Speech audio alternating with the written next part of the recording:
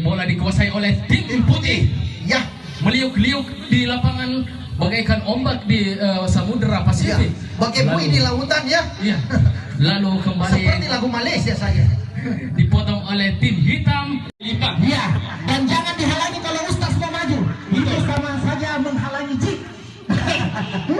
Oke, kita lihat di sana ada sebuah umpan pendek dari pemain bernama Iya.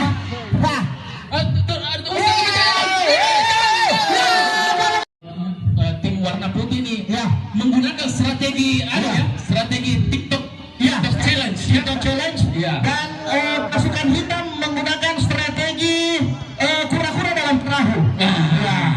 Gitu Ya, kan. kura-kura tidak tahu ternyata sudah bermalam di depan. Ya, oke. Ya, langsung. Ustaz tusuk Ustaz. Tusuk. Kita mau goreng. Ini ya. Iya, coba. Iya. Betul. Alhamdulillah saya masih bisa diberi kesempatan oleh teman-teman dari panitia dan terutama Pak Ustadz Farrozi.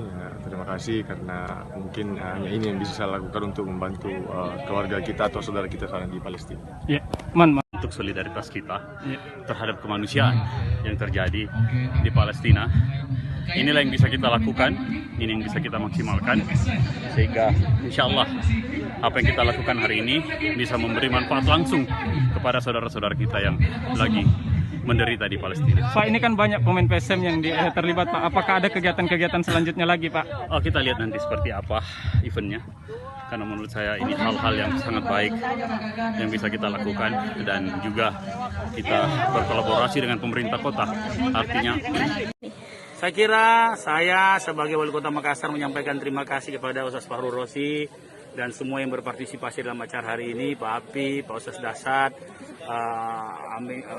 Tuming, Abu, dan Mbak Situaya Mbak Situaya, ya, dan seluruh teman-teman PSM, ya, legenda-legenda, mulai dari legenda sampai pemain yang sekarang lagi berlaga, untuk menuangkan bersatu padu, menuangkan waktunya untuk cinta karena ada terjadi tragedi kemanusiaan Palestina.